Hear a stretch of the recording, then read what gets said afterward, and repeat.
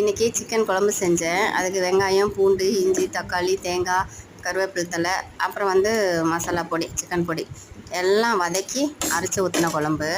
இது சப்பாத்திக்கு சாப்பாட்டுக்கு நல்லாயிருக்கும். எனக்கு சின்ன வயசுலேருந்தே ஒரு பழக்கம் இருக்குது. ப்ரெட்டில் கறி குழம்பு வச்சு சாப்பிட்ற பழக்கம்.